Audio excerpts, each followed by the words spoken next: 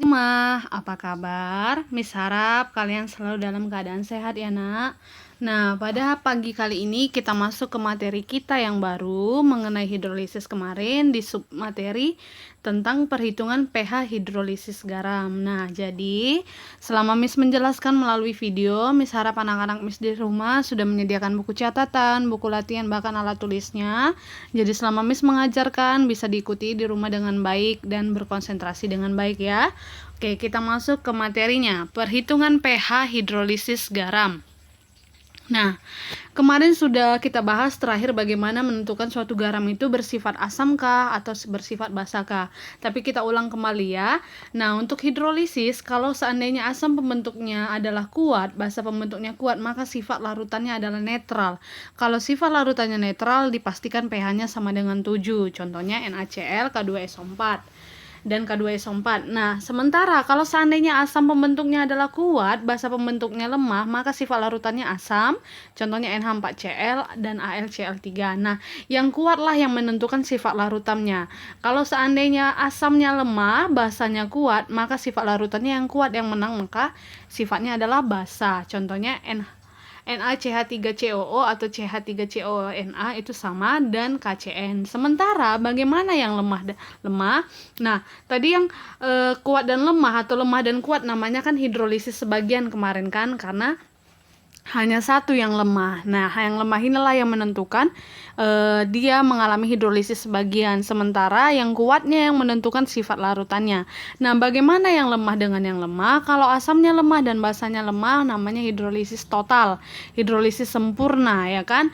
Karena dua-duanya mengalami hidrolisis. Nah, maka sifat larutannya bergantung kepada nilai Ka dan Kb-nya, tetapan asam dan tetapan basanya.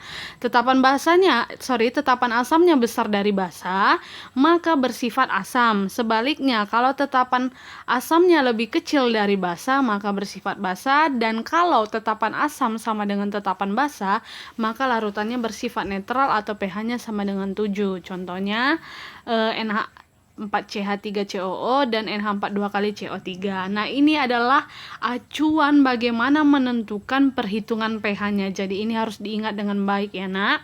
Oke, kita masuk ke perhitungan pertama. Nah, berdasarkan data yang ada di sini, maka dipastikan hanya ada tiga kemungkinan untuk menentukan pH. Nah, kalau yang pertama sudah dipastikan pH-nya sama dengan 7 kan, karena kuat-kuat langsung netral. Sementara kalau yang tiga ini masih harus kita tentukan sifat larutannya asam kah, basa kah, atau yang lemah ini juga kan, kalau seandainya dia Ka sama dengan Kb-nya berarti dia juga pH-nya 7. Jadi kita ada tiga kemungkinan perhitungannya. Yang pertama adalah perhitungan nilai pH larutan garam yang berasal dari asam kuat dan basa lemah. Nah, garam yang berasal dari asam kuat dan basa lemah mengalami hidrolisis sebagian, seperti yang Miss bilang tadi. Contohnya NH4Cl dan AlCl3, karena salah satu komponen garamnya atau kation dan basa lemah mengalami hidrolisis menghasilkan ion H+. Nah, inilah yang menentukan perhitungan reaksi kemarin yang sudah kita bahas. Nah, maka menghasilkan ion H+, maka pH-nya sama dengan 7 sehingga larutan garamnya bersifat asam. Bagaimana rumusnya? Rumusnya ini dia. Nah, karena bersifat asam, maka yang dimasuk dalam perhitungan adalah rumus konsentrasi H+. Konsentrasi H+ akan sama dengan akar Kw per Kb dikali konsentrasi K positif atau kation, atau konsentrasi H+ sama dengan akar Kw per Kb kali kation. Nah, di mana Kw adalah tetapan kesetimbangan air, sudah ketetapan, maka kepastian nilainya sama dengan 10 pangkat minus 14. Sementara Kb tetapan kesetimbangan basa, selalu dikasih tahu dalam soal. Dan konsentrasi K+ adalah konsentrasi kation dari garam. Kation adalah ion yang bermuatan positif, ya. Maka perhitungan pH-nya kalau asam langsung pH sama dengan minus logaritma konsentrasi H+. Bagaimana perhitungannya masuk ke dalam soal? Nah, contohnya adalah hitunglah pH larutan NH4Cl 0,1 molar. Diketahui Kb NH4OH sama dengan 1 kali 10 pangkat minus 5. Maka pertama sekali untuk menentukannya, kita lihat garamnya. Garamnya adalah NH4Cl, maka ini kemungkinan dan kepastiannya pasti terbentuk dari NH4 positif ditambah dengan Cl-. Nah, NH4 positif ini selalu Miss ingatkan, kemarin harus hafal asam kuat dan basa kuat. NH4 ini berasal dari NH4OH, berarti ini adalah basa lemah. Sementara Cl- ini berasal dari HCl, berarti ini asam kuat. Berarti ini antara asam kuat dengan basa lemah. Asam kuat dan basa lemah siapa yang menang? Yang kuat. Maka yang kuat menentukan sifat larutannya. Dipastikan sifat larutannya bersifat bersifat asam. Karena bersifat asam, maka masuklah pakai rumus konsentrasi H+. Oke?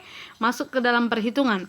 Konsentrasi H+, diketahui konsentrasi NH4Cl-nya tadi 0,1 molar, Kb-nya 1 kali 10 pangkat minus 5. Ditanya pH. Nah, ini tadi yang udah Miss buat reaksinya kan, NH4OH menghasilkan NH4+ tambah OH-. Nah, konsentrasinya 0,1 molar. Kalau NH4OH-nya 0,1 molar di kiri sama dengan di kanan 0,1 molar juga karena koefisiennya sama-sama 1. Nah, tadi sifatnya adalah asam, maka pakai konsentrasi H+. Nah, masukkanlah konsentrasi H+-nya sesuai rumus. Akar Kw per Kb dikali konsentrasi kation. Kw-nya ada selalu ketetapannya anak 10 pangkat minus 14. Kalaupun tidak dituliskan dalam soal harus diingat. Kw sama dengan 10 pangkat minus 14. Kb-nya dikasih tahu 1 kali 10 pangkat minus 5. Konsentrasi kation, konsentrasi ion positifnya ini. NH4+ ini 0,1 molar. Maka akar dari 10 pangkat minus 14 per 10 pangkat minus 5 kali 0,1. 10 pangkat minus 9 dikali 0,1. Ini seharusnya 0,1 ini. Berarti 10 pangkat minus 10 ya. Akar dari 10 pangkat minus 10 sama dengan 10 pangkat minus 5. Maka pH masuk ke rumusnya minus logaritma konsentrasi H+. Atau minus logaritma 1 kali 10 pangkat minus 5 sama dengan 5. Maka pH-nya sama dengan 5. Benar kan? pH-nya kecil dari 7. 5 kecil dari 7 ya. Maka larutan ini, larutan garamnya bersifat asam. Nah, kemungkinan kedua, perhitungan nilai pH larutan garam yang berasal dari asam lemah dan basa kuat. Nah, garam yang berasal dari asam lemah dan basa kuat sama juga mengalami hidrolisis sebagian. Contohnya Na2CO3 dan CH3COOK serta NaCN. Karena salah satu komponen garam, tadi garamnya yang pertama kation, sekarang anion berasal dari asam lemah, mengalami hidrolisis menghasilkan ion OH-. Maka pH besar dari 7 sehingga larutannya bersifat basa. Nah, bagaimana perhitungannya? Kita masuk ke dalam rumus. Nah, kalau tadi sudah H+, maka ini semua kebalikannya ya. Kebalikannya berarti akar Kw per Ka kali anionnya. Nah, jadi pH sama dengan minus logaritma konsentrasi OH-. Kalau tadi pH-nya minus logaritma H+, maka ini POH-nya minus logaritma OH-. Sehingga pH sama dengan 14 dikurang POH. Nah, kita masuk ke contoh soal. Hitunglah pH larutan CH3COONa 0,05 molar. Dikasih tahu Ka. Berarti ini berasal dari basa kuat kan si Na. Berarti kan CH3COOH itu terbentuk dari CH3COO- ditambah Na+.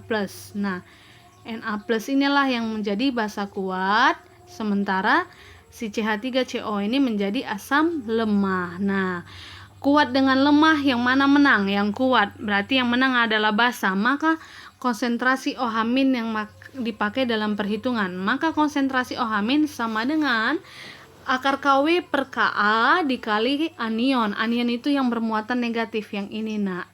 Oke, yang berasal dari asam lemahnya, yang ion negatif yang berasal dari yang lemah. Maka KW-nya 10 pangkat minus 14 per 2 kali 10 pangkat minus 5. Ka diketahui di soal dan konsentrasi anion 0,05 molar. Secara perhitungan dapat didapatkan sebesar 5 kali 10 pangkat minus 6.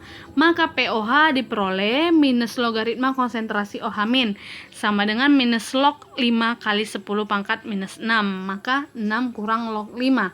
Sehingga pH sama dengan 14 dikurang POH sebesar 14 dikurang 6 kurang log 5 sama dengan 8 ditambah log 5. Itu untuk perhitungan pH larutan yang diperoleh dari garam berdasarkan asam lemah dan basa kuat. Nah, bagaimana kalau seandainya dua-duanya lemah?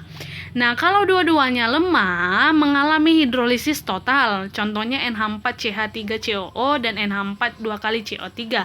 Karena seluruh komponen garam mengalami hidrolisis, maka pH larutan tergantung kekuatan relatif asam dan basa atau nilai Ka dan Kb. Nah, kalau Ka-nya tadi besar Kb, maka bersifat asam. Kalau Ka-nya kecil dari Kb, bersifat basa. Kalau Ka sama dengan Kb, bersifat netral. Nah, yang mana dipakai dalam perhitungan? Perhatikan. Kalau dia perhitungannya menang Ka, berarti kan asam. Maka konsentrasi H plusnya, perhitungan pH-nya, sama dengan akar dari KW per Kb dikali Ka. Kebalikannya untuk basa, konsentrasi OH- sama dengan akar dari KW per Ka dikali Kb. Ini diperhatikan yang ini ya, dua komponen yang ini. Nah, oke, di mana Kb tetapan basa, KW tetapan ionisasi air 10 pangkat minus 14 harus ingat, dan Ka tetapan dari asam lemah. Nah, kita masuk ke dalam contoh. Hitunglah pH larutan CH3COO NH4 0,1 molar.